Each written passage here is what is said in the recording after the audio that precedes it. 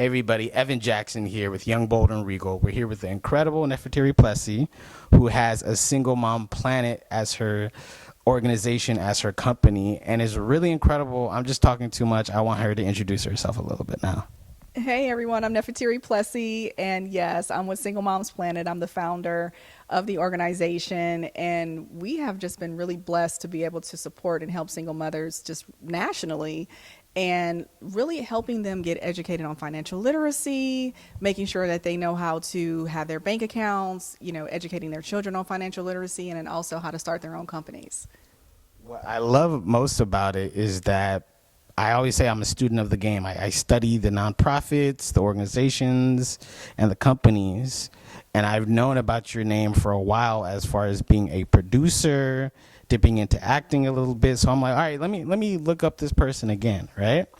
And then I see you have a Single Mom Planet. And I'm like, wait, it is literally a planet of information, which is beautiful. But what I love about it most, it has a purpose behind it, and it has something that is tangible. So speak more onto how you had the inception, the idea in your mind, and how you put it out there in the world, and the world received it so well.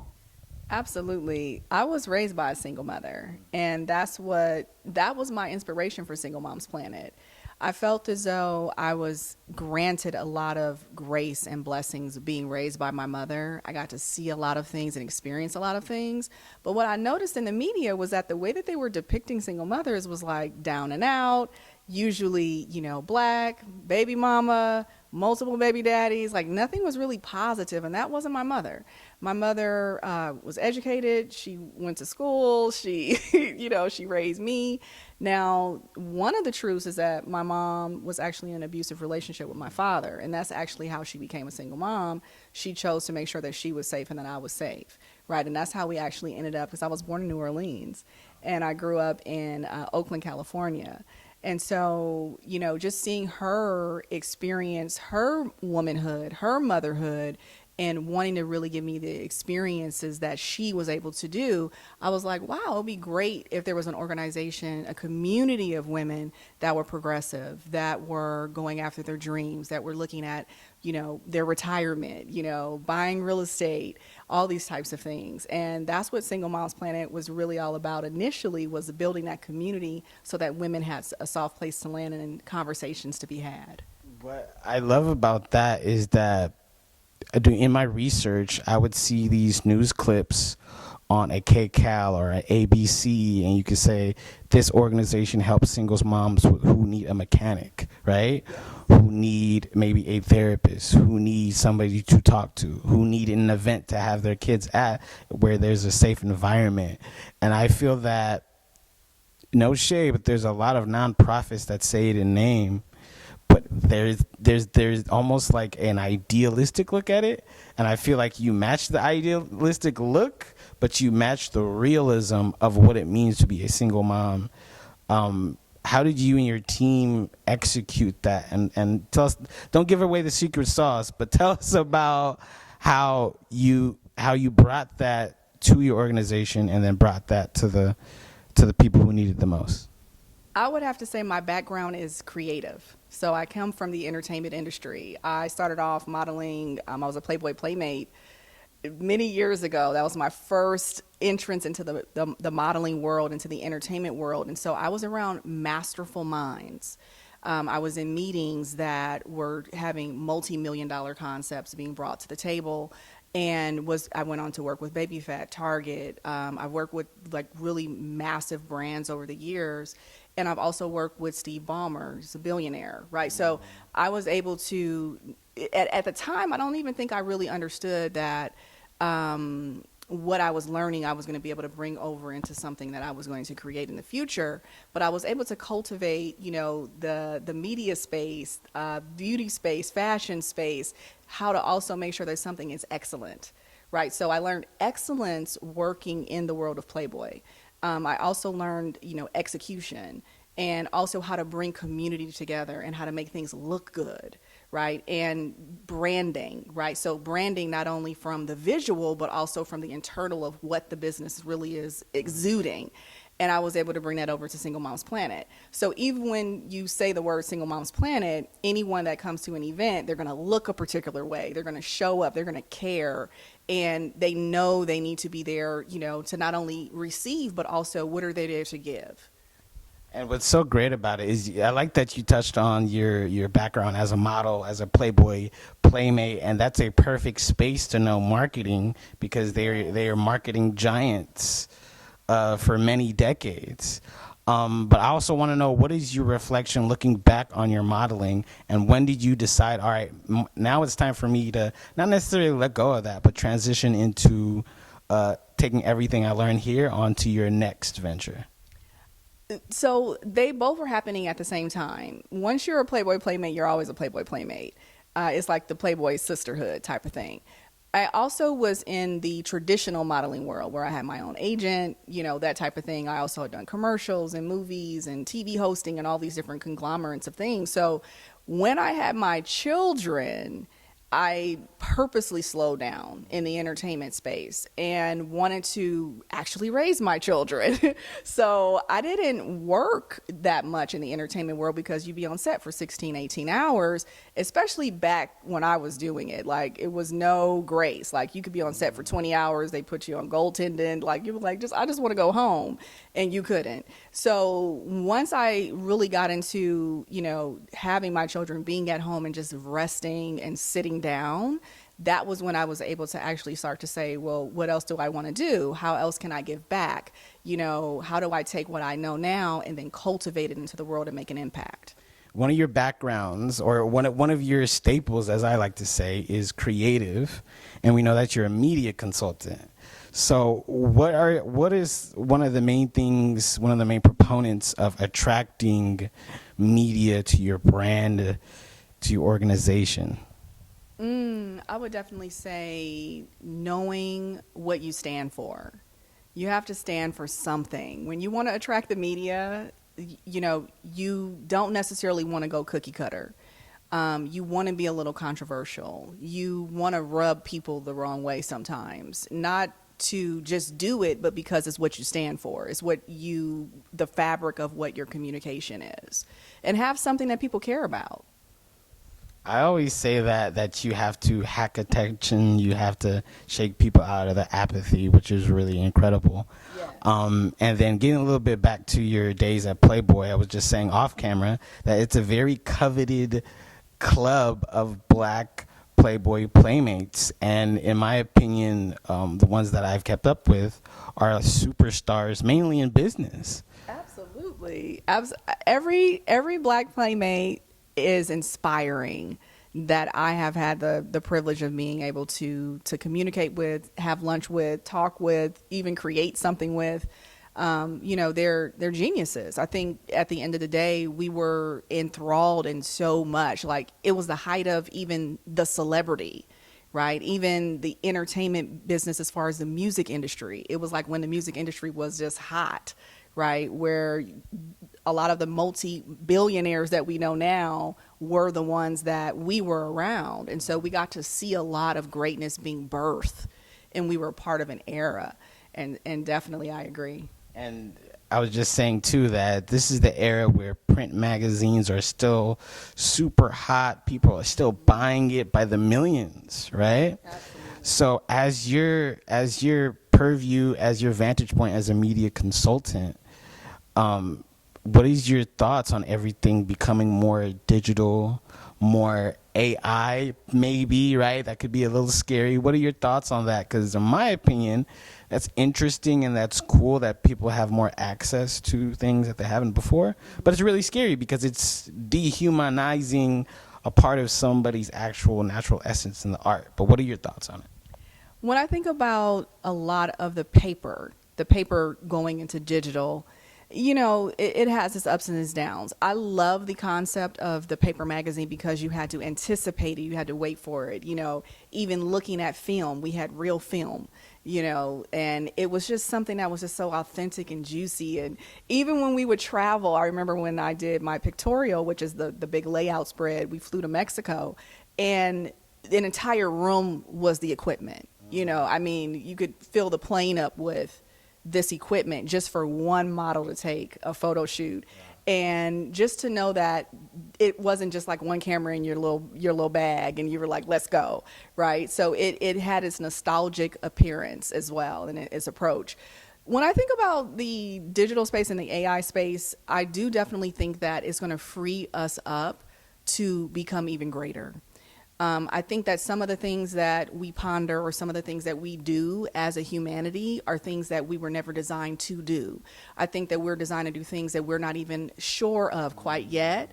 And I believe that the AI is going to help us separate what is necessary for us to do versus what are we really here to do, right? What is our purpose individually and collectively on the planet right now? I think that's what's going to be the next phase.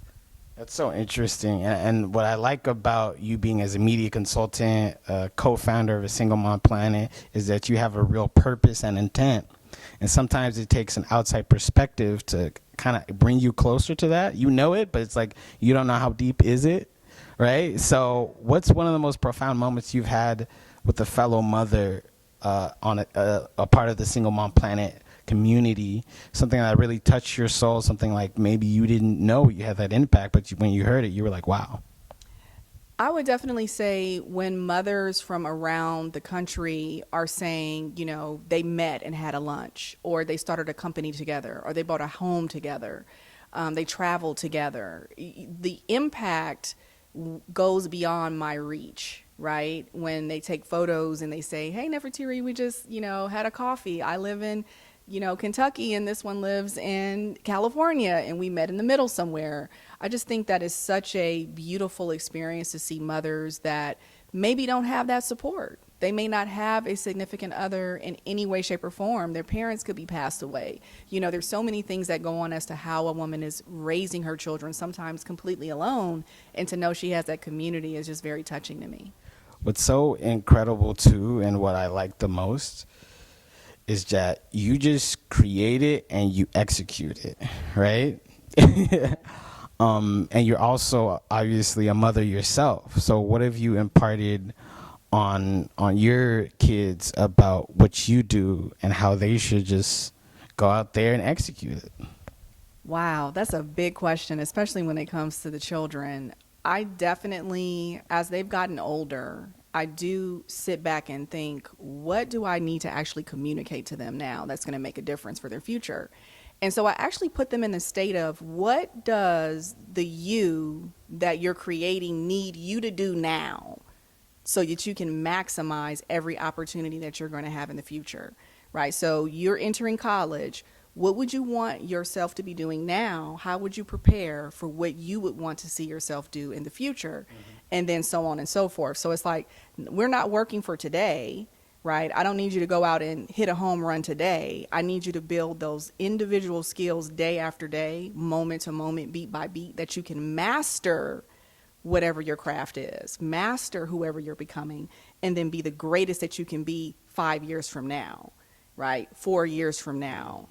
And so I try to eliminate some of the daily pressure that I think sometimes we put on children to be who we think they need to be today, right? They're developing. And so I help them also communicate with themselves like that. And then they choose from there, right? So instead of you choosing today from your child brain or your teenage brain, choose from what do you need in the future? Yeah. That's what's so amazing about you, and I love that you're imparting that also all throughout a Single Mom Planet. And I want you to tell us in the audience about the new program you have for a Single Mom Planet. Absolutely. So we have a program called the S&P 100, and that is a financial literacy and business accelerator for entrepreneurs and women that are climbing the corporate ladder. And this program is state of the art. We have amazing coaching. It's free to the community in a way. So the way that we do it is that's through a grant. So we have grants through Single Moms Planet that we're able to supply to the women in the community that our donors and our supporters like you are able to help us be able to build this up for the women.